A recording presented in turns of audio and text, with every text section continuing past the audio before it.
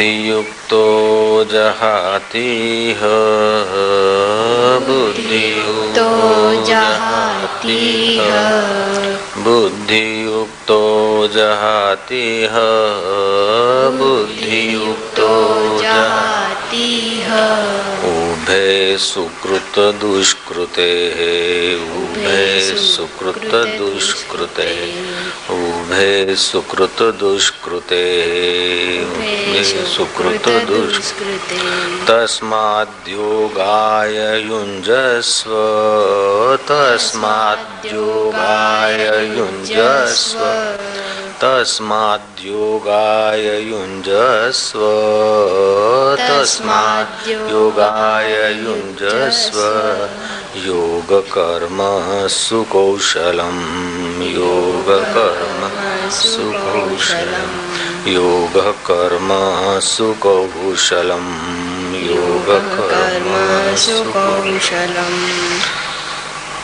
भगवान कहते हैं भगवत गीता के दूसरे अध्याय के 50वें श्लोक का ये अर्थ है, समत्व बुद्धि युक्त पुरुष यहाँ इस जीवन में पुण्य और पाप इन दोनों कर्मों को त्याग देता है। ध्यान से सुनेंगे। समत्व बुद्धि युक्त पुरुष यहाँ इस जीवन में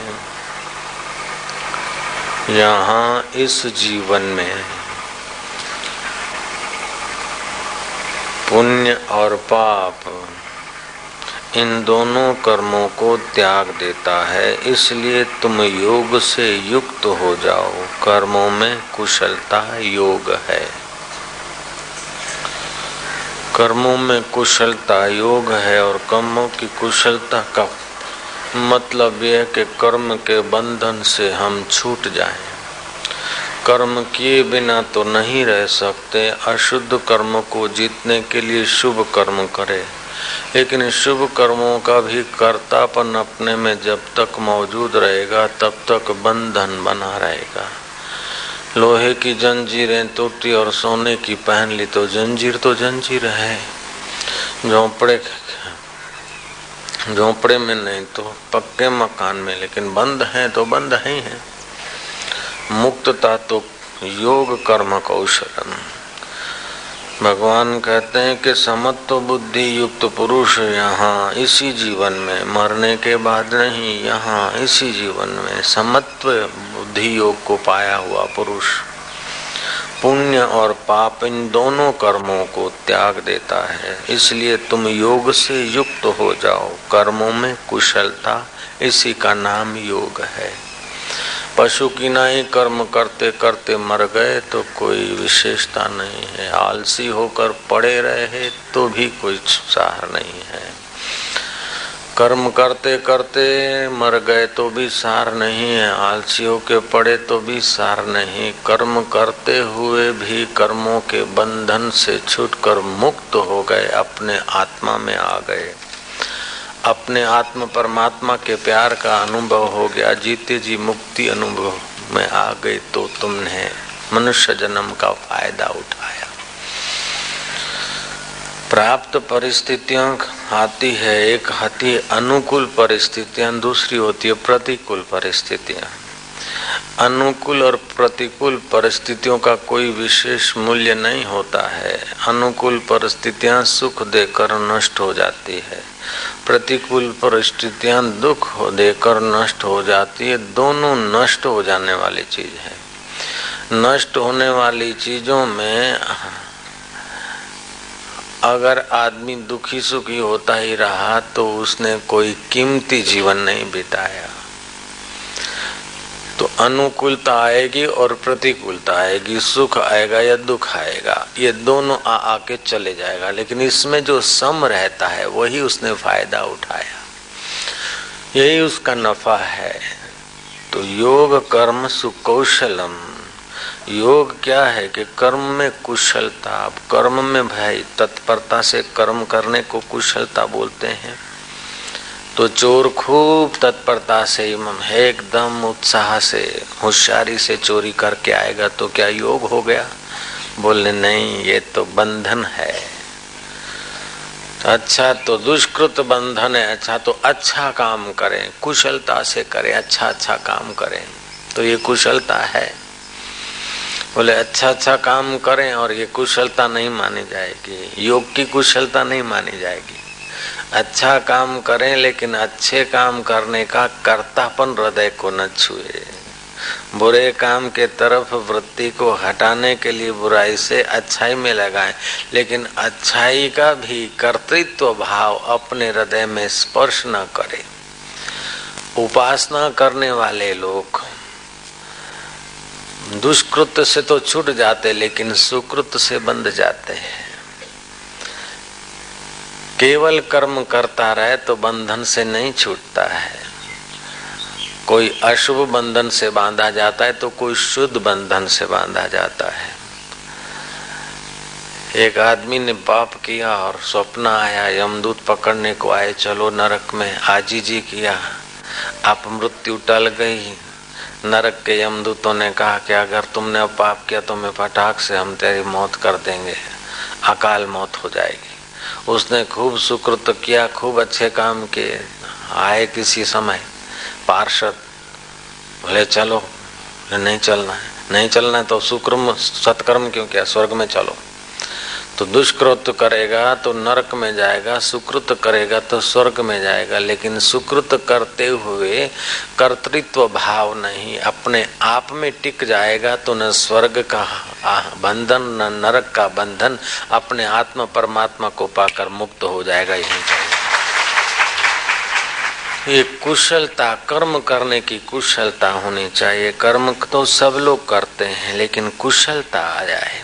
पहले के जमाने में विद्यार्थियों को गुरुकुल के गुरुदेव आज्ञा करते थे कि जाओ कुशा तोड़ के आओ। कुशा एक घास होता है, अगर उसको तोड़ते समय अटकल है तो कुशा काटकर तोड़कर हाथ से विद्यार्थी आएगा। और थोड़ी भी बेवकूफी है तो कुशा, जो तीक्ष्ण कुशा के छोटे छोटे कंटक होते उसमें बारीक से हाथ की उंगली को काट देते। तो जो विद्यार्थी कुशा लाते समय हाथ में चोट खा कर आता, गुरुदेव कुशा देखते देखते बच्चों के हाथ देखते कि कौन बच्चा कुशा तो लाया है लेकिन हाथ कटे बिना, हाथ को चोट पहुंचाए बिना बहुत सारी कुशा लाया है, वो कर्म में कुशल माना जाता है। कर्म तो करे लेकिन न पुण्य में बंधे न पाप में बंधे, न अपना हिस्सा अपना मैं पुण्य में, अपना टुकड़ा पुण्य में जाए, अपना थोड़ा हिस्सा पाप में जाए।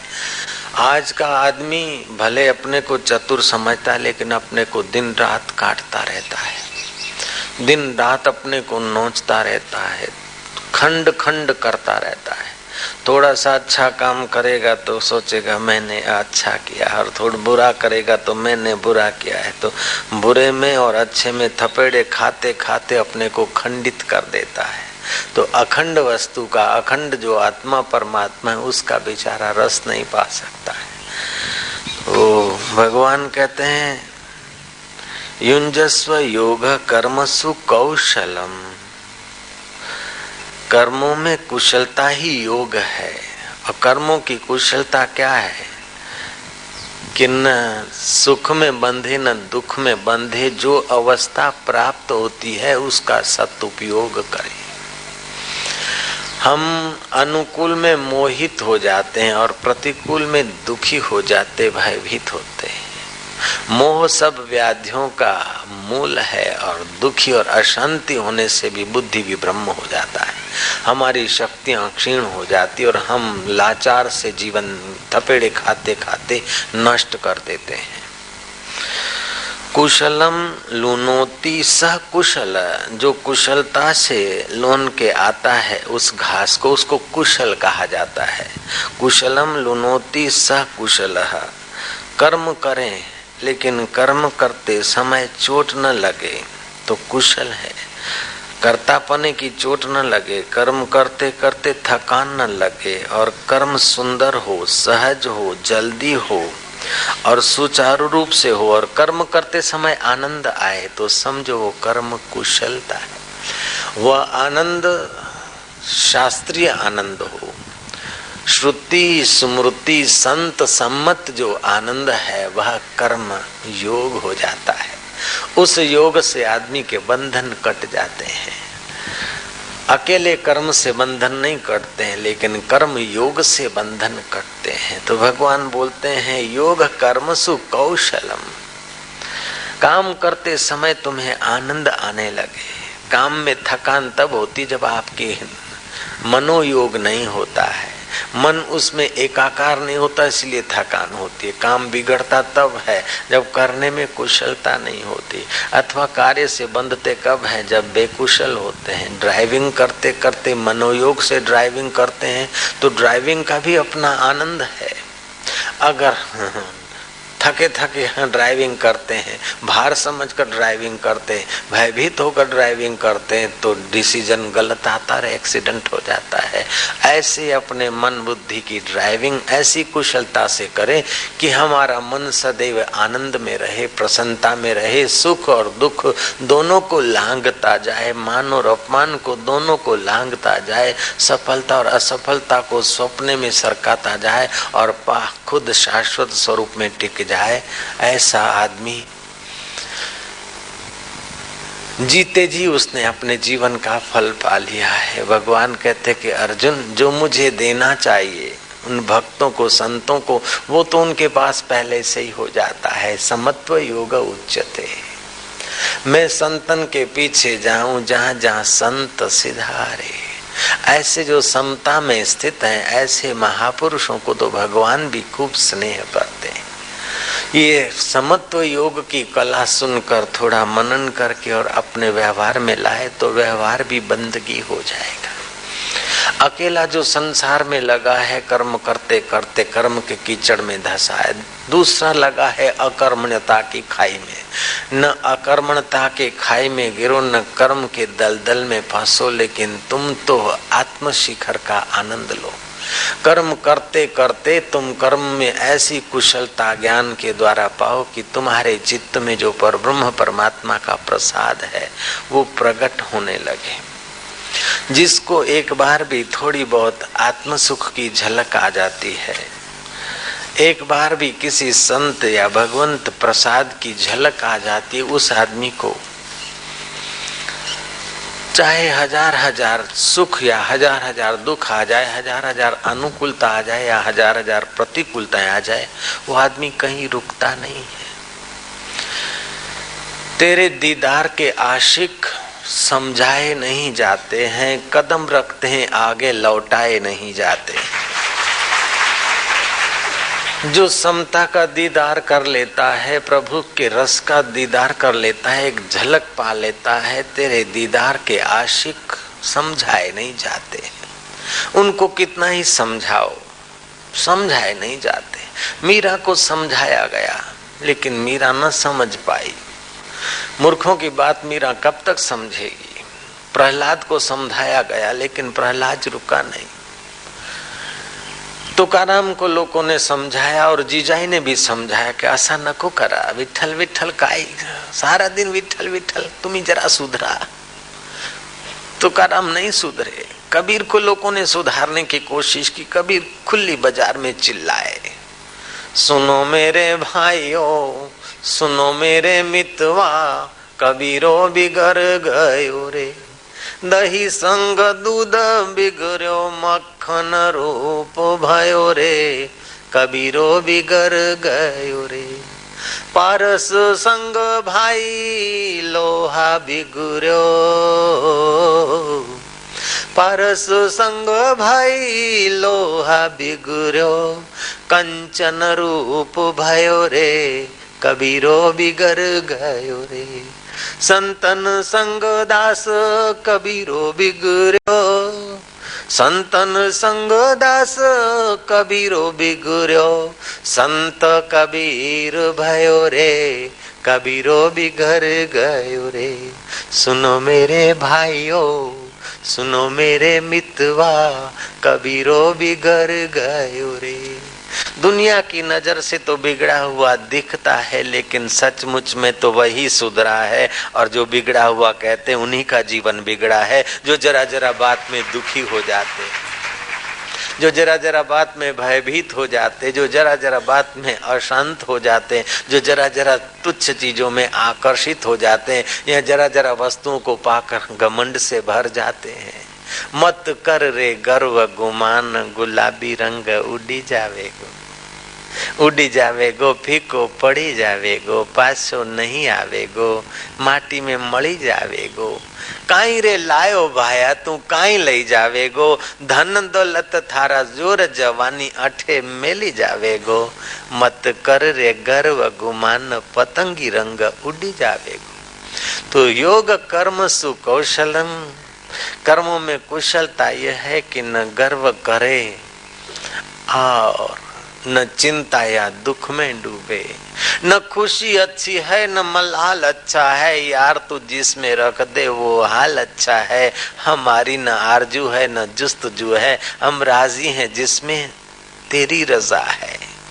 ये भक्त का, साधक का आवाज है। साधक जब कर्म में कुशल होता है तो समझता है कि तू हमें कहीं रखता, ऐसा नहीं, तू तो हमें अपने आप में ठहराना चाहता, लेकिन हम इन चीजों में बह रहे थे, भटक रहे थे।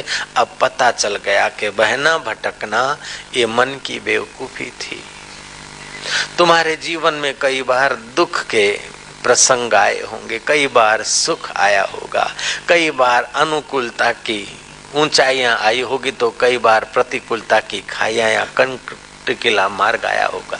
लेकिन इन दोनों में एक ऐसा भी तत्व है जो सदा सम रहा है। तुमने दुख देखा, दुख चला गया, लेकिन दुख देखने वाला सम है। सुख देखा, सुख चला गया, सुख देखने वाला सम है। जो सम है उसमें टिकने की कला योग है।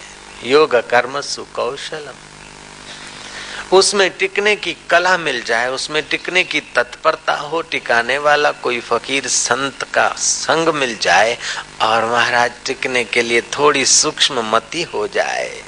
यज्ञोदानम तपस्या पावनानी मनीषणाम, यज्ञ दान और तप करने से बुद्धि शुद्ध होती है। एकाग्रता बड़ा तप माना गया है। भूखे को अन्न देना भी एक अन्न यज्ञ है। हारे को हिम्मत देना ही भी अच्छा है।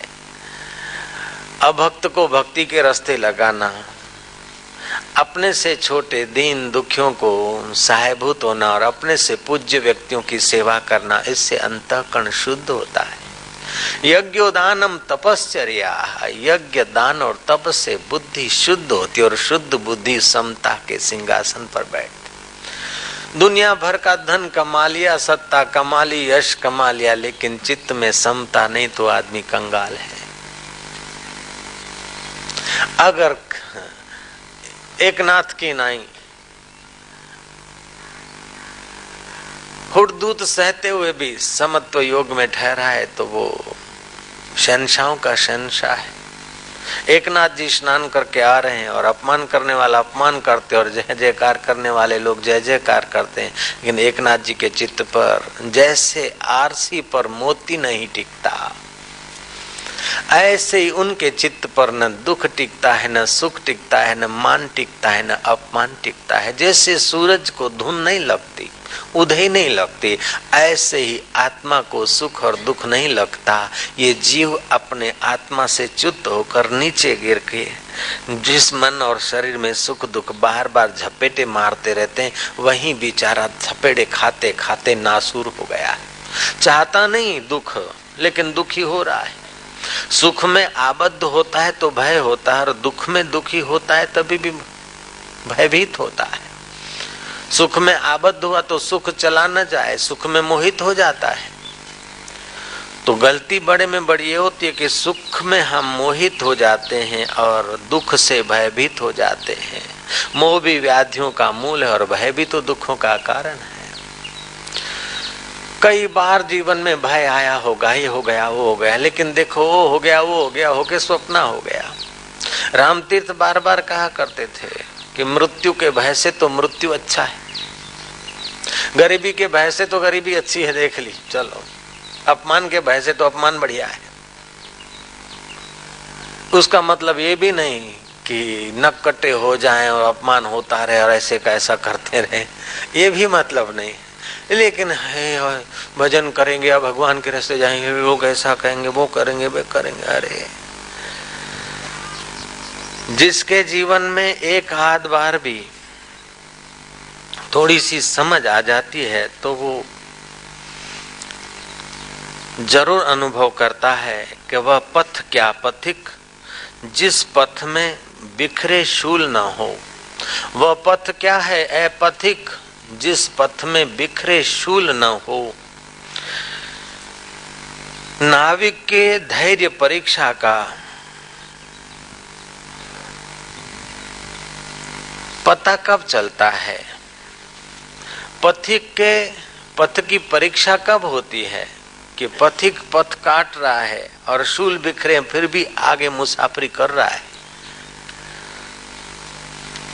वह पथ क्या पथिक जिस पथ में बिखरे शूल न हो।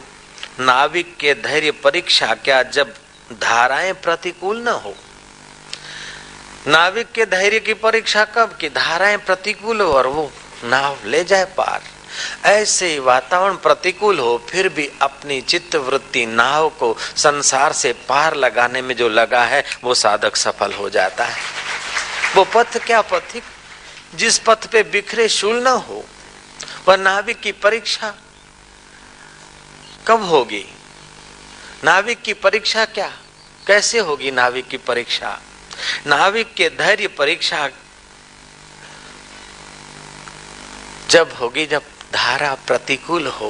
प्रतिकूल धारा में भी जो सम रहता है और अनुकूल धारा में भी जो सम रहता है वो योग कर्म कुशल हो जाता है।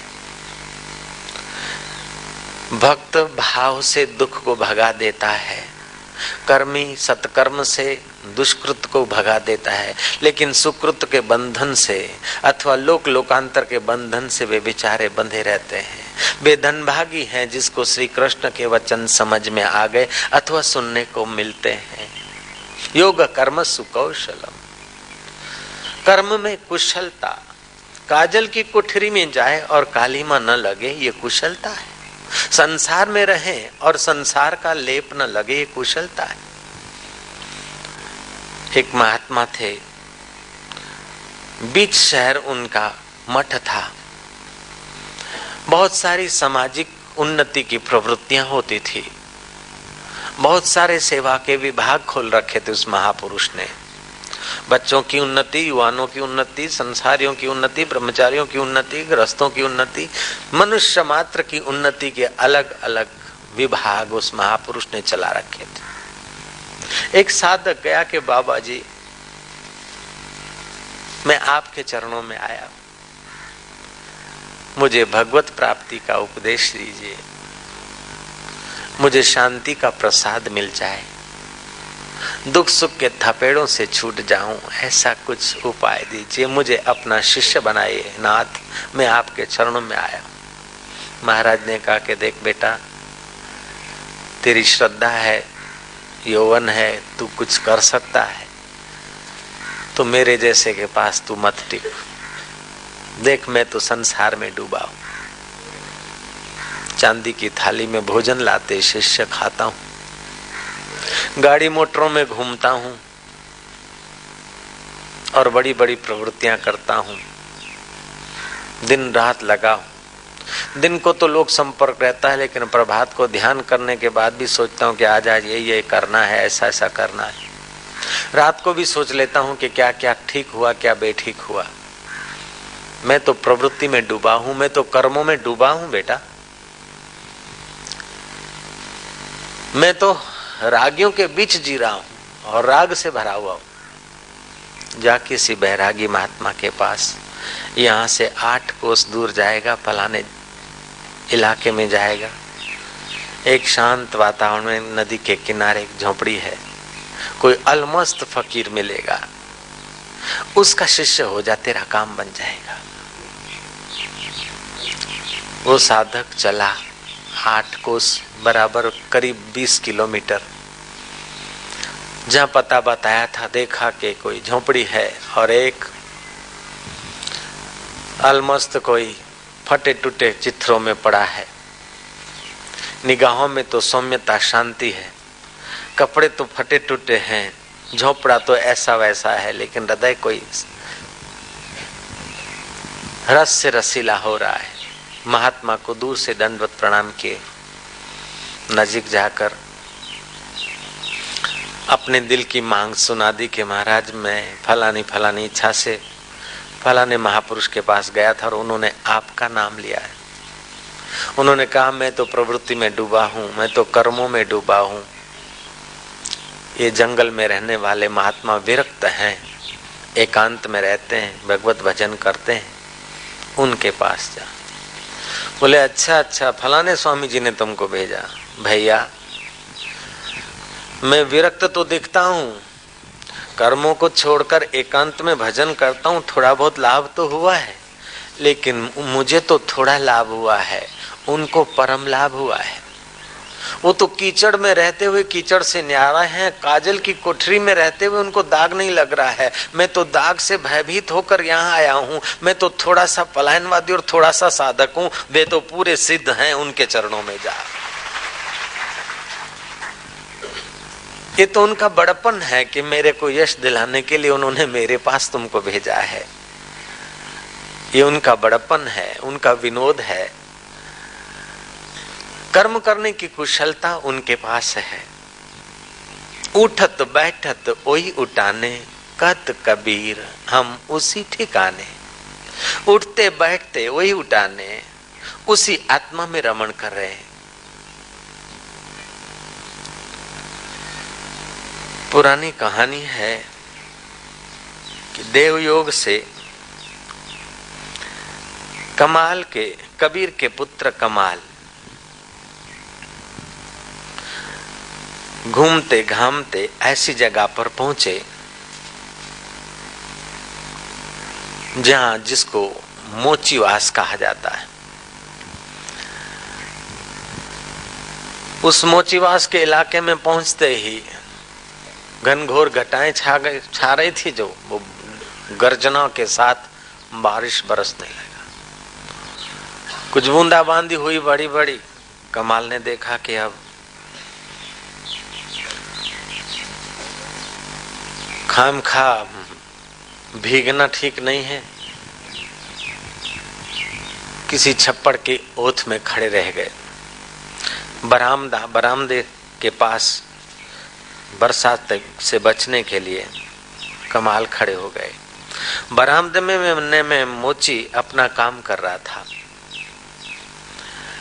कमाल को संकोच हुआ कि वो बेचारा गरीब अपनी आजीविका कमा रहा है, अगर मैं अंदर जाऊंगा तो आओ भगत करेगा, वो काम रोक देगा, उसकी 2 पैसे कमाई कम हो जाएगी। इसलिए कबीर का पुत्र कमाल सुकड़ाता हुआ बरामदा की ओथ में दीवार का सहारा लेकर खड़ा है। उस मोची की, उस चमार सज्जन की नजर पड़ गई। अरे भैया, क्या मैं जाति से हीन हूँ? मेरा धंधा तुच्छ है, इसलिए आप बरामदे तक नहीं आ रहे, बारिश में भीग जाओगे। भले मेरा धंधा तुच्छ है अथवा मेरी जाति ऐसी वैसी लगती हो, लेकिन आप भीग जाएं तो अच्छा नहीं। कमाल ने कहा ना, ऐसी बात नहीं है। मैं तो सब में प्रभु देखता हूँ, मेरे लिए जात पात का बंधन नहीं है।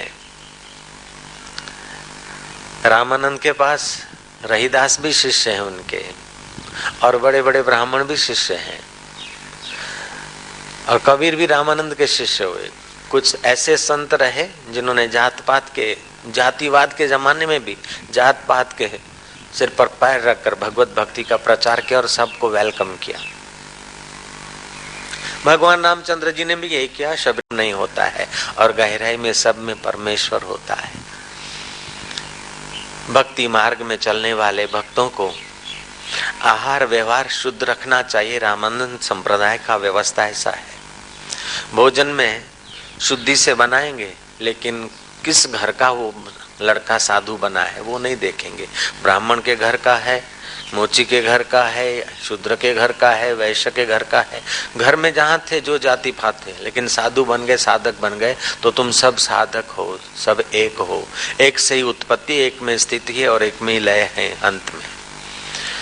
तो कमाल उन्हीं संस्कारों से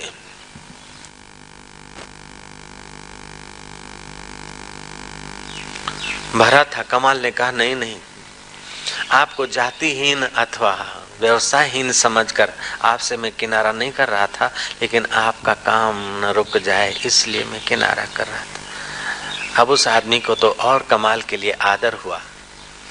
वो और कोई आदमी नहीं, वो थे दादू, जयराम जी की दादू दीनदयाल। दादू जी महाराज कमाल को बिठाने के लिए और तो कोई रजाई या शतरंजी आदि तो नहीं थी। एक चमड़ा का टुकड़ा था, झाड़ कर रख दिया सेवा में। कमाल उस पर बैठा और कमाल की आंखें झर झर झर झर झरने लगी। दादू जी सोचते हैं कि मैंने कोई अवज्ञा की है अथवा आपको बैठने के लिए कोई साधन नहीं दे पाया हूँ, इसलिए महाराज आप दुखी हैं। यार आपकी आंखों से आंसू बरस रहा है। कमाल कहता है नहीं, आंसू इसलिए नहीं बरस रहा है, मैं बरामदे में खड़ा था, तुमने देख लिया और मुझे अंदर बुला दिया, बिठाया है, पास में बिठा दिया। लेकिन मेरा एक मित्र है जो रोज बरामदे में आता है और मैं उसे बिछात नहीं बिछा दे सकता हूं और मैं उसे बुला भी नहीं सकता हूं। मैं कैसा पापी।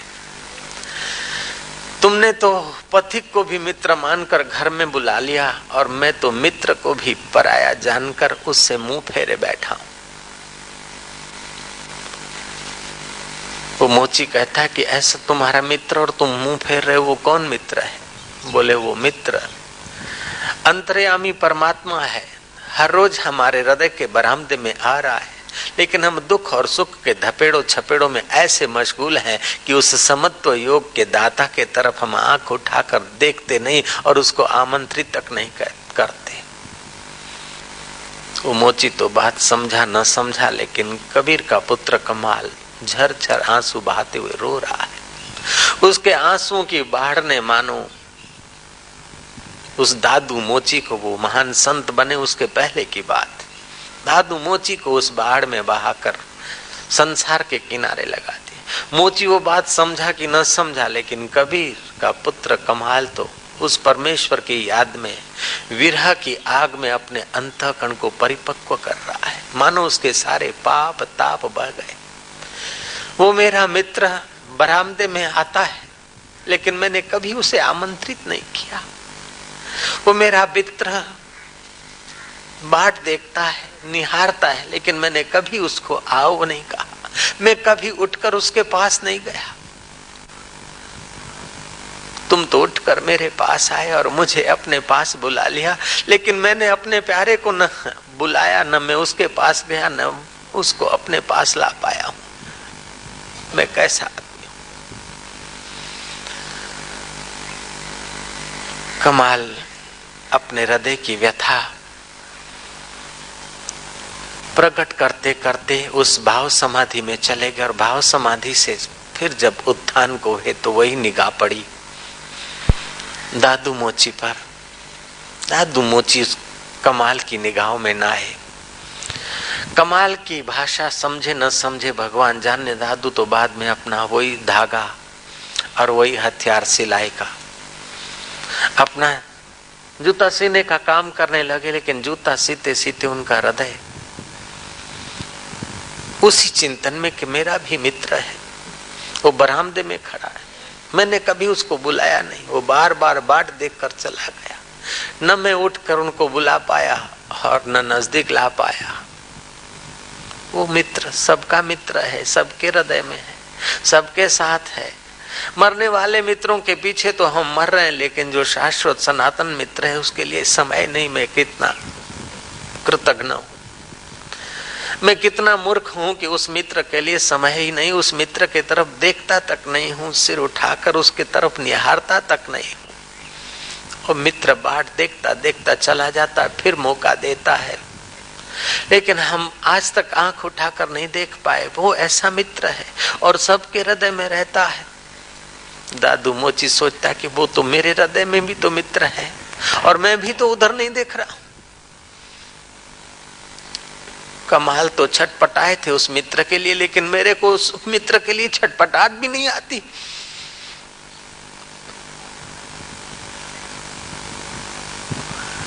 आंसुओं से आंखें भीगी है, भाव से हृदय भीगा है, विचार से मति भीगी है, चिंतन से चित्त भीगा है।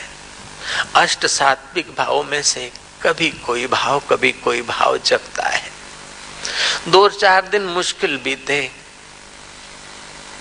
दादू मोची भगा है कमाल के पास कि महाराज तुमने कमाल कर दिया, अब तो जूते नहीं सिए जाते हैं, भोजन नहीं पाया जाता है। जैसी तुम्हारी हालत थी उससे भी बुरी हालत मेरी। तुम तो जानते थे कि मित्र आता है और मैं उठकर उसे बुलाने नहीं जाता हूं, लेकिन मैं ये भी नहीं जानता था महाराज, ये तुमने जताया, मैं तुम्हारे शरण आया। महाराज कृपा कर दीजिए, महाराज उस मित्र की प्यास दे दीजिए, तड़प दे दीजिए, महाराज उस मित्र का पता बता दीजिए और उस मित्र को रिझाने की कला बता दीजिए महाराज। फुट फुट कर दादू मोची रोने लगे। कमाल ने उनको गले लगाया, चिंता न करो, उस मित्र को बुलाने की व्यवस्था ही ऐसी है। उस मित्र के लिए जितनी तड़प बढ़ती है, जितना प्यार बढ़ता है, उतना ही आपकी योग्यता बढ़ती है, संसार का आकर्षण घटता है, सुख दुख में समता आने लगती है। ज्यों ज्यों उस परमेश्वर की तड़प बढ़ती है, त्यों त्यों संसार का तू मैं फीका होने लगता है। दादू मोची का और कमाल का थोड़ा सा सत्संग कभी कभी होता रहता था। सत्संग सुनते सुनते दादू के दिल में दिलबर का प्रकाश होने लगा। चित्त में ज्ञान, वैराग्य, भक्ति ने डेरा जमाया। संसार का जो जरा थोड़ा बहुत आकर्षण रहा वो क्षीण हो गया। धीरे धीरे दादू उस दीनदयाल परमेश्वर के प्रसाद में सम रहने लगे। दादू के चित्त में प्रसाद का प्रागट्य हुआ। अब दादू दादू नहीं, संत दादू बने, दादू दीनदयाल। दादू दीनदयाल अब तो मोची का काम करता हुआ उनका शरीर है, लेकिन उनकी स्थिति, वह स्थिति ऊंची है जहां राजा जनक बैठे हैं वहां पहुंच गया है, जहां सुखदेव जी बैठे हैं वहां पहुंच गया है, जहां कबीर जी और कमाल स्थित है वहां वो दादू स्थित है। समय पाकर दादू जी के पास एक युवान आया। बोले महाराज, महाराज काशी में तुम्हारी खूब प्रशंसा सुनी, तुम ज्ञात गए हो, मुझ पर कृपा करो। कमाल के संग से तो आप रंग गए, आप मुझे रंग दीजिए, कृपा कीजिए। दादू ने पूछा कि तेरा नाम क्या है, कहाँ से आए, तेरा नगर कहाँ है, माँ बाप है, कहाँ रहते हैं, शादीशुदा है या कुंवार है। बोले महाराज इन बातों से पूछने में कितने श्वास आपके खत्म हो गए, और ये मैं बताऊंगा तो मेरे कितने श्वास खत्म हो जाएंगे। महाराज उन श्वासों में पता नहीं कौन सा श्वास आखिरी हो, इसलिए कृपा करके ये नश्वर बातें हैं विचारें और पूछें। उतनी देर में तो आप सत्संग की 2 बातें। महाराज मुझे रंग दीजिए ना प्रभु, रंग दीजिए। सच्चे हृदय से वो युवान दादू जी के चरणों पे पड़ा है। दादू ने कहा अच्छा तो बैठ। दादू जी ने निगाह डाली, ध्यान करता करता वो लड़का शांत हो गया। उसके चित्त के संकल्प विकल्प कम हो गए। उसको कुछ अंतर आराम, अंतर सुख, अंतर का आनंद प्राप्त हुआ है। सेवक बताता है कि वो जो लड़का है उसकी माँ आ रही है और बड़ी रुष्ट होकर आ रही। लड़के की आंख खुली, बोले महाराज जी मेरी माँ है, मेरे को पकड़ के ले जाएगी। इसकी भगवान से प्रीति नहीं, भगवान से वैर है, दिन रात टोकती। महाराज ने कहा तू चिंता मत कर, तू बैठ जा ध्यान में। बोले महाराज ये तो आपको भी मारपीट कर सकती है, ऐसी है। बोले वो मेरे तक पहुंचेगी नहीं, और तू भी ऐसी जगह जा वो पहुंचे न तेरे तक, न तेरे तक पहुंच पाए न मेरे तक पहुंच पाए। पागल, वो बाहर ही खड़ी रह जाए। डूब जा डूब जा, माँ शरीर की है, तेरी नहीं है। गाली देती है, कुछ शब्द उच्चारण करती, आकाश में चला जाता है। मुझे लगता है मत सोच, मैं तेरा हूं, हे परमेश्वर मैं तेरा हूं, तू मेरा है। हरिओम तत्सत और सब गपसप। भूतकाल भूल जा, भविष्य की कल्पना मत कर, वर्तमान में आसक्त मत हो, वर्तमान में अपने चैतन्य स्वरूप ईश्वर में डुबकी मार। सिद्ध पुरुष के वचन आशीर्वाद हो जाते हैं, दुआ हो जाती है। दुआ पर कोई लेबल लगा हुआ थोड़े होता है, उनका बोलना भी तो दुआ है, उनका मुस्कुराना भी दुआ है, उनका देखना भी दुआ है, और उनका डांटना भी तो दुआ का दूसरा रूप है। बात कोट तुलसी तुलसी क्या करो, तुलसी बन की घास, कृपा भई रघुनाथ की तो हो गए तुलसीदास। जिसने आत्मपद में विश्रांति पाई वो योग कर्म सुकौशलम हो जाता है। दादू दीनदयाल बच्चे को कहते हैं चुप बैठ जा, हो जा अंतर्मुख, जा गहरा, डूब जा, ऐसी जगह पहुंच जहां तेरी मां न पहुंचे, और मैं भी वहीं चला जाता हूं, वो बाहर की बाहर खड़ी रह जाएगी। दादू भी ध्यानस्थ हो गया और लड़का भी ध्यानस्थ हो गया। माई आई, सेवक देख रहा है, लड़के को देख रहे कि हराम ज्यादा कमाने के भय से इधर आ गया, बाबा बन के बैठा है, फलाना फलाना। माई की भाषा तो माई जाने क्या क्या बोल सकती है, वही जाने भैया, जय राम जी की। लेकिन दादू की कृपा से लड़के का चित्त अपने चैतन्य स्वरूप में समत्व योग में विश्रांति पा रहा है। माई ने देखा कि इसको बिगाड़ने वाला यही है मुआ, हे नुपुते, एक लौता बेटा मेरा, कुछ वर्ष पहले पति चला गया, विधवा माई के बच्चे को बिगाड़ने वाले, तेरा सर्वनाश हो। आंखें बंद करके बैठा है मुआ। हे निपुते तेरा सर्वनाश हो, हे निपुते कुछ समझ, मेरे बेटे को घर लौटाने का उपदेश दे दे। आंखें बंद करा के बिठा गया। मेरे को देख के कुछ बोल बुड़बड़ा के फिर दोनों आंखें मूंद के बड़े भगतड़े हो गए, बंक भगत बुगले की नाई आंखें मूंद के बैठ गए। माई तो अनाप शनाप बोलती रही, महाराज हर चीज का अंत होता है, गुस्से का भी अंत होता है, गालियों का भी अंत होता है, गालियों का भी कोई ग्रामर होता ही होगा जरूर। जो कुछ माई के पास गालियों का ग्रामर था वो पूरा खत्म कर चुकी, जो कुछ गुस्सा करने की थी क्षमता वो कर चुकी।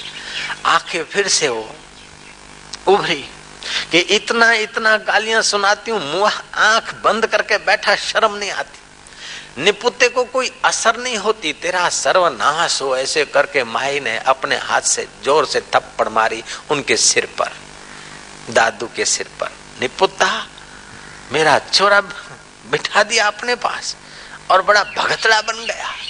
जो माई ने जोर से माथे पर दे मारा, तो उस संत के सिर के स्पर्श से कहो, संकल्प से कहो, माई का क्रोध शांति में बदल गया। पाप ताप और अशांति पुण्य और समझ में बदल गई। माई दूसरी क्षण फुट फुट कर रोने लगी, अरे मैं अभागिन, मैं पापिन, आप भजू नहीं, दूसरे को भजने न दूं, और तुमको इतना गालियां दे रहे, तुम कुछ नहीं बोलते हो। महाराज तुम तो भगवान हो, महाराज मुझे माफ कर देना, मैं कौन से नरक में पड़ूंगी। छोरा बेचारा थोड़ी भक्ति करे, बांकों में डांटूं दिन रात, और तुम भक्ति सिखाओ, मैं तुमको गालियां दूं। महाराज मेरी जीभ कट जाए, महाराज ये हो जाए। खूब रोई। अपने दोषों का चिंतन करके ब्रह्मवेता महापुरुष के आगे कोई प्रायश्चित करता है तो उसके दोष जल्दी जल जाते। अन्य क्षेत्रे कृतम पापम तीर्थ क्षेत्रे विनश्यति, तीर्थ क्षेत्रे कृतम पापम वज्रलेपो भविष्यति। और जगह किया हुआ पाप तीर्थ में जाने से वो पाप नष्ट हो जाता है, लेकिन तीर्थ में जो पाप किया जाता है वज्रलेप हो जाता है। और तीर्थ बनाने वाले तो ब्रह्मज्ञानी संत होते हैं, तो तीर्थंकर है। तो उनके आगे अगर थोड़ा भी प्रायश्चित किया जाता है या थोड़ी भी सेवा की जाती है, थोड़ा स्मरण किया जाता है तो उसका अनंत फल होता है। और थोड़ी बेईमानी या थोड़ा कुकर्म किया जाता है तो वो भी फिर वो ही रंग दिखा देता है। जयराम जी की। माई ने प्रायश्चित किया, उसका हृदय पावन हुआ। दादू दीनदयाल आंख खोलकर माई पर थोड़ा सा बरसे, मधुर वाणी में बोले, संत वाणी में बोले। वो तो संतत्व को पाए हुए थे, संत वाणी में बोले कि क्या है माता जी? बोले अभी पूछ रहे हो बाबा जी क्या है? मैं अभागिन पापिन इतना इतना आपको बोली और आप सुनते ही रहे महाराज। आपने मेरे को एक भी जवाब नहीं दिया, आपने श्राप भी नहीं दिया महाराज, आपने कुछ नहीं किया। इतनी इतनी मेरी गालियां आपने सुनी नहीं क्या? और मैंने आपके सिर पर दे मारा था तो आपको नहीं लगा था? बोले जहां लगता था मैं वहां नहीं था। जिसको तू सुना रही थी मैं वहां नहीं था, मैं तो 5वीं कोठरी में बैठा था। तू तो पहली कोठरी को बोल रही थी, मैं तो 5वीं कोठरी में बैठा था। और तेरा बेटा भी 4थी 5वीं कोठरी में मैंने उसको बिठा दिया था। बोले नहीं तो जरा सा बोलती थी और आंखें दिखाता था, मर जाऊंगा भाग जाऊंगा। और आज इतना उसको कोसती रही, वो भी चुप। और महाराज तुमको तो मैंने पिटाई की, नुपटे आंखें बंद करके बैठा है, क्या आंख फूटी है, वो करा वो, फिर भी महाराज तुमको मैं इतना कोसती रही और तुमको असर नहीं। क्या बात? महाराज कहते कि मैं 5वीं कोठरी में बैठा था। ये जो शरीर दिखता है ये पहली कोठरी है। इसके अंदर ये अन्नमय कोश है, इसके अंदर दूसरा प्राणमय कोश, उसके अंदर मनोमय कोश है, उसके अंदर विज्ञानमय कोश है और उसके अंदर आनंदमय कोश है। और इन 5 कोठरियों के पार जो है वो मैं समत्व योग में, योग कर्मसु कौशलम जहां पहुंचता है योगी, मैं वहां बैठा था। जैसे किसी आदमी ने बनियान पहनी हो, फिर कमीज पहनी हो, फिर उसके ऊपर लंबा झब्बा पहना हो और फिर स्वेटर पहना हो और बरसात के दिन हो और रेनकोट पहना हो, तो कोई आदमी नाराज होकर बाबुल का शूल जरा सा लगा दे तो पहला रेनकोट थोड़ा सा फट सकता है, लेकिन शरीर को तो जरा सा बाबुल का शूल नहीं लग सकता। ऐसे ही इस शरीर को तुम मारे पीटे तो हो सकता है कि इस शरीर को थोड़ा डिफेक्ट हो सके, लेकिन हम तो वहां के वासी हैं जहां 5-5 कोठरियां हैं। हम वासी उस देश के जहां पार ब्रह्म का खेल, दिया जले अगम का बिन बाती बिन तेल। बिना बत्ती के प्रकाश होता है, बिना तेल के वो दिया जलता है। सदा प्रकाश में अपना चैतन्य स्वरूप है। दुख को भी देख रहा है, सुख को भी देख रहा है, मन चंचल है उसको भी देख रहा है और शांत है उसको भी देख रहा है, भूतकाल को भी देख रहा है, भविष्य को भी, कल्पना को देख रहा है और वर्तमान के भी सब परिस्थितियों को देख रहा है। वो देख ही रहा है, जागृत को देख रहा है, स्वप्न को देख रहा है, सुषुप्ति को देख रहा है। चांदना कुल जहान का तू, तेरे आसरे होए व्यवहार सारा, तू सब दी आंख में चमकदा है, चांदना तुझे सुझता अंधियारा। जागना सोना नित खाब तीनों होवे तेरे आगे कई बारा, बुल्लाशा प्रकाश स्वरूप है एक तेरा, घटवद न होवे यारा।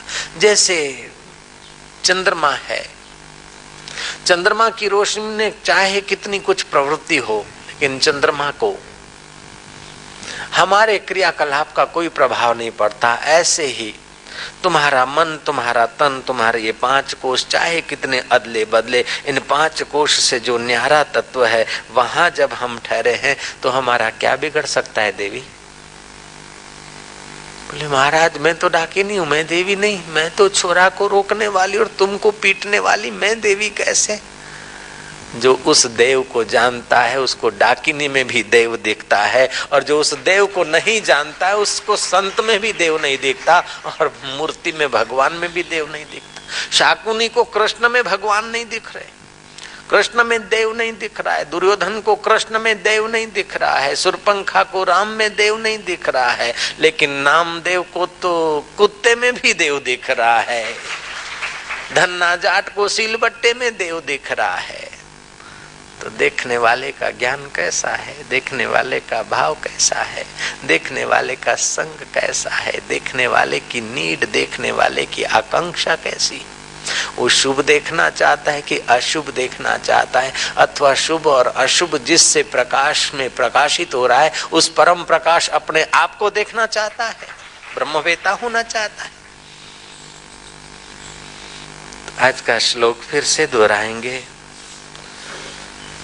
बुद्धि युक्तो जहातिह, बुद्धि युक्तो जहातिह, बुद्धि युक्तो जहातिह, बुद्धि युक्तो जहातिह, उभय सुकृतो दुष्कृते, उभय सुकृत दुष्कृते, उभय सुकृत दुष्कृते, उभय सुकृत दुष्कृते, तस्माद्योगाय युञ्जस्व, तस्माद्योगाय युञ्जस्व, तस्मात् योगाय युञ्जस्व, तस्मात् योगाय युञ्जस्व, योगकर्मसु कौशलम्, योगकर्मसु कौशलम्, योगकर्मसु कौशलम्,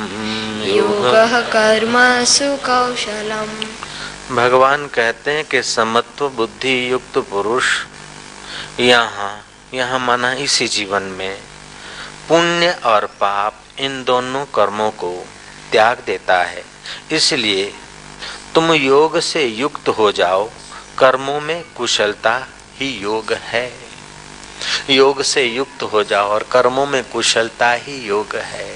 कर्म करो लेकिन कर्म के बंधन से न बंधो। अशुभ कर्म से बचो, शुभ करो लेकिन शुभ का कर्तृत्व भाव न आए,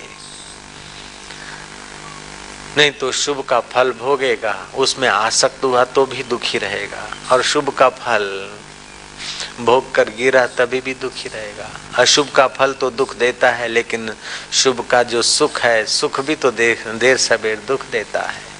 तो न सुख की आकांक्षा न दुख का भय, सुख और दुख दोनों जिस परमेश्वर की सत्ता से दिखते हैं, उस सत्ता स्वरूप में टिकने का भाव हो जाए और टिकाने वाला कोई कमाल की नाई, कबीर की नाई, कोई पीर फकीर मिल जाए तो बेड़ा पार हो जाता है।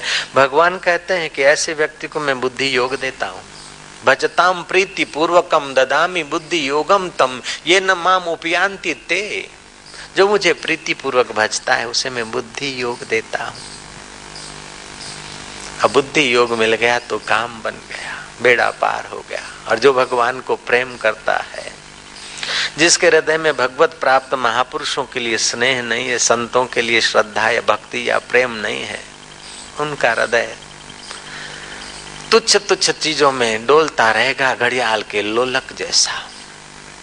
और जिनके हृदय में भगवत प्राप्त महापुरुषों के लिए श्रद्धा है, प्रेम है, भगवान के लिए प्रेम है, वो देर सबेर उस तत्व को पा लेता है। एक फकीर ने कहा, जो भरा नहीं है भावों से जिसमें कोई रसधार नहीं, जो भरा नहीं है भावों से जिसमें कोई रसधार नहीं, वो हृदय नहीं है, पत्थर है जिसमें संतों का प्यार नहीं। जिसमें भगवत प्यार नहीं, भगवत भक्तों का प्यार नहीं, वो क्या हृदय है? वो तो पत्थर है। दो प्रकार के व्यक्ति होते हैं, एक होते हैं आस्तिक, दूसरे होते हैं नास्तिक।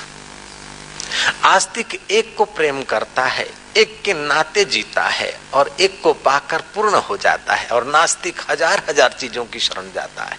हे सिगरेट तू मजा दे, हे डिस्को तू मजा दे, हे बैंक बैलेंस तू मजा दे, हे पफ पाउडर लाली लिपस्टिक तू मजा दे, हे डिनर तू मजा दे, हे फलाना तू मजा दे। मजा मजा मजा के पीछे सजा ही सजा भोगता हुआ खत्म हो जाता है।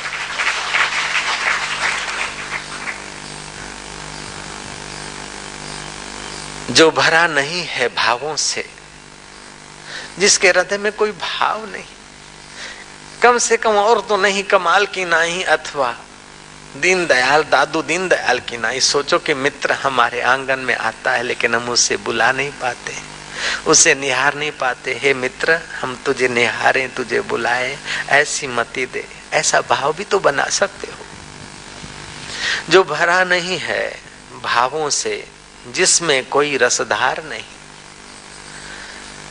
वो हृदय नहीं है, पत्थर है, जिसमें प्रभु का प्यार नहीं।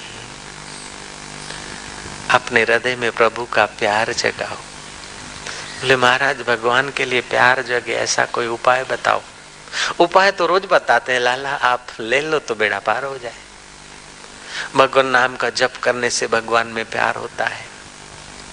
एकाएक तुम मेले में जाते हो तो किसी को गले नहीं लगते हो, लेकिन जिसका बार बार नाम सुना है, नाम लिया है, वो आदमी मेले में मिलता है तो ओहो फलाना, आ हा बड़ा मजा आया, गले लग गए। बार बार सुना है, बार बार स्मरण किया है, उसको देखते हो तो आनंद आता है। भगवान नाम का बार बार स्मरण करो, भगवत कथा बार बार सुनो, फिर आनंद आएगा, रसधार बढ़ेगी। भगवत प्राप्त महापुरुषों का दर्शन, सत्संग बार बार पाए, भगवत रस जागेगा। संसार की नश्वरता का और भोगों की नश्वरता का परिणाम, भोगों का परिणाम विचार करें, वहां से थोड़ा वैराग्य आएगा, विवेक जगेगा, भगवान में प्रीति होगी। कबीर आई है जग आए के बहुत से कीने मीत, जिन दिल बांधा एक से वे सोए निश्चिंत। उस एक से दिल बांधने का अभ्यास किया जाए। अभ्यास योग युक्ते न चेतसा नान्य गामिनी, परम पुरुषम दिव्यम याति पार्थनु चिंतन। अभ्यास में योग मिला दो। समत्व ही ऊंचे में ऊंचा योग है। तो कर्म करने में कुशलता यह है कि जो भी कर्म करे, इससे हमारा हृदय हृदयेश्वर की रसधार बढ़ाता है कि संसार के शत्रु और मित्र का झंझट बुनता है। माया बुनती न स्वेटर, कई बार देखती डिजाइन ठीक हो रहे कि नहीं हो रहे, गलत तो नहीं हो रहा है। ऐसे हम भी जो कर्म करते हैं, उस कर्म का फल क्या वाहवाही और खुशामद खोरों के चक्कर में आ रहे हैं कि संत और भगवान की प्रसन्नता के रास्ते जा रहे हैं? जयराम जी की। और वाहवाही और खुशामद खोर तुम्हारा समय खा जाएंगे। मौत के समय बहुत दुख उठाना पड़ेगा। खुशामद खोर वहीं धरे रह जाएंगे, धन माल यहीं धरा रह जाएगा। नेठ त पिंजरो छडणू पवंदई, लोक हिनय मां लडणू पवंदई, पोइ दाद कंदई दरवेश जोगियड़ा छड पिंजरे के। इस पिंजरे को मैं मानकर और उसकी वाहवाही में अगर उलझ रहे हो तो तुम अपने आप के शत्रु हो। और इस पिंजरे को चलाने वाले परमेश्वर से प्रीति कर रहे हो और उस परमेश्वर को पाए हुए संतों की वाणी सुनकर, संतों के दैवी कार्य करके अपने को देव का प्यारा बना रहे हो, तो तुम अपने आप के मित्र हो। आत्मे आत्मने बंधु आत्मे रिपुरात्मना बंधुरात्मनात्मा तस्य ये नात्मैवात्मना जिता अनात्मनस्तु शत्रुते वर्तेत आत्मे शत्रुवत। भगवान कहते हैं मनुष्य अपने आप का मित्र है। अगर वो सत्कर्म करता है और सत्संग करता है और सत्य स्वरूप ईश्वर को प्रीति करता है, सत्य स्वरूप ईश्वर को पाए हुए पुरुषों की शरण जाता है, तो अपने आप का मित्र है। और संसार के तू मैं भोग विलास में, नश्वर चीजों में अपने को खपाता है, तो अपने आप का वो शत्रु है, दुश्मन है। अपने से दुश्मनी तो बहुत जन्मों तक करते आए, इस जन्म में भी बहुत सारी कर ली। अब अपने आप से मित्रता करो, अपने आप से भलाई करो। अनहद सुनो वड भागिया सकल मनोरथ पूरे। नानक जी ने कहा अनहद चल रहा है तुम्हारे हृदय में, उसको सुनो, अंदर की आवाज को सुनो, अंतर्यामी की प्रीति को पाओ, अंतर को चेक करो बार बार। भला होगा, मंगल होगा, तुम्हारा तो मंगल होगा। तुम्हारी मीठी निगाहें जिन पर पड़ेगी उनका भी मंगल होना लगेगा। कबीर की मीठी निगाह पड़ी दादू पर, दादू दीन दयाल महाराज हो गए। और दादू जी की परंपरा ऐसी चली, निश्चल दास महाराज हुए, फिर हमारे गुरुदेव भी उसी परंपरा में और हमारे गुरुदेव भी उसी परंपरा में, तो हम भी उसी परंपरा में माने जाते। जयराम जी नारायण नारायण नारायण नारायण नारायण। लेकिन तत्व को जानो तो फिर तो ब्रह्म की परंपरा है। जो नारायण की परंपरा है वही दादू की है, जो दादू की है वही तुम्हारी हमारी परंपरा है। गोत्र तो सबका वही पर ब्रह्म परमात्मा है। सारी परंपरा का मूल तो वो उद्गम स्थान ब्रह्म है।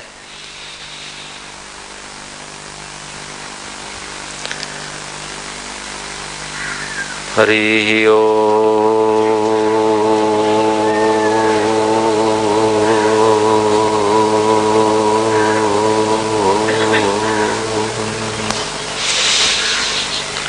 हरि ओम।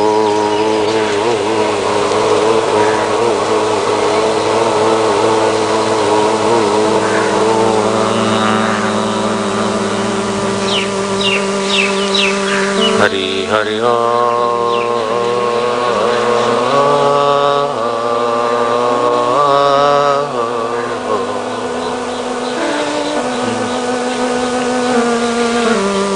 हरि हरि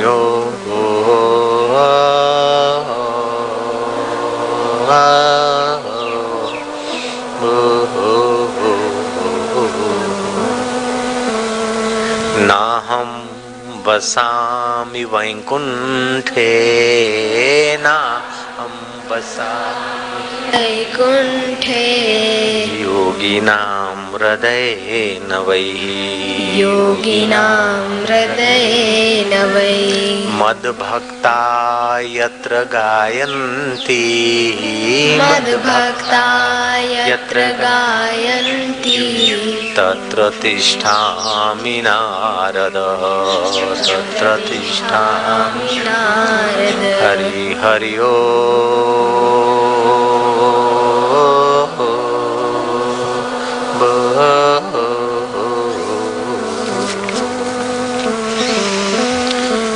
हरि ओ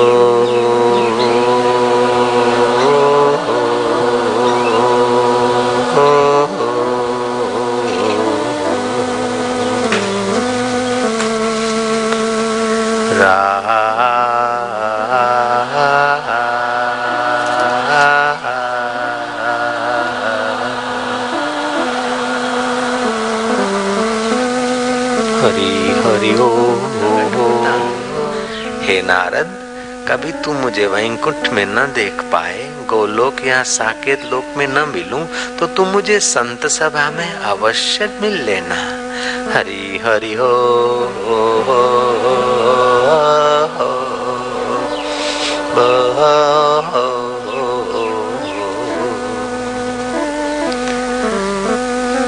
मरने के बाद कोई विरला आदमी वैकुंठ में आता है नारद, लेकिन जहाँ हरि नाम का कीर्तन ध्यान सत्संग होता है वो भूमि जीते जी वैकुंठ हो जाती है। उस भूमि को वैकुंठ बनाने वाले भक्त तो जहाँ होते हैं वही वैकुंठ समझना। तुकाराम महाराज सशरीर वैकुंठ गए थे, अर्थात उनकी मति अकुंठित थी। देह मैं हूँ ये कुंठित मति है, और साक्षी चैतन्य स्वरूप ईश्वर के साथ अभिन्न होना ये अकुंठित अवस्था है। अकुंठित अवस्था वैकुंठ है। हरि हरि ओ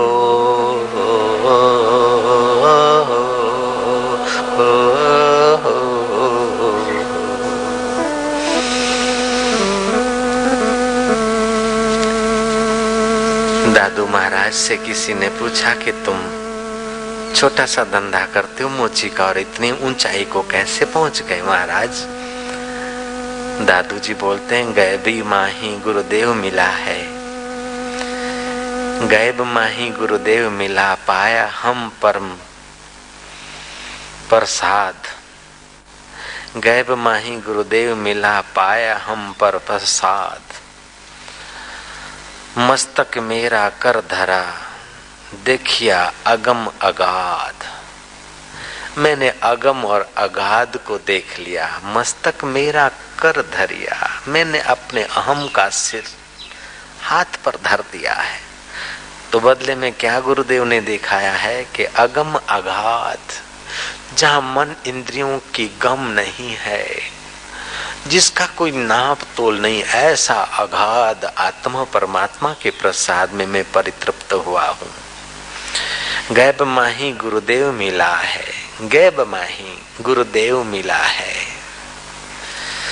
पाया हम प्रसाद। उन महापुरुषों की अनुभूति का प्रसाद पाए हम। जिस प्रसाद से सारे दुख सदा के लिए निवृत्त हो जाते हैं, वह आत्म प्रसाद पाए हैं।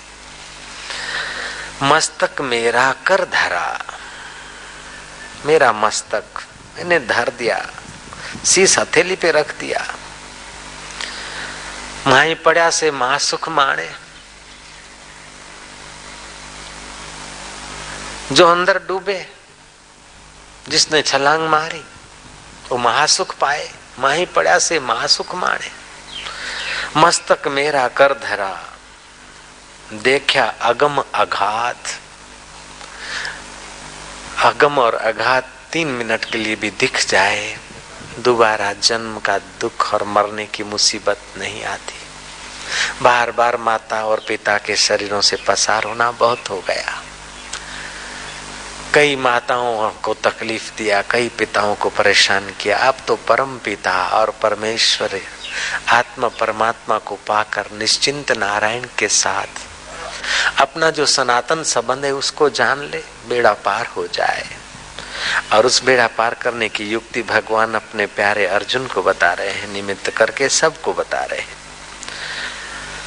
आज का भगवत गीता के दूसरे अध्याय का 50वां श्लोक हम लोग बोलेंगे।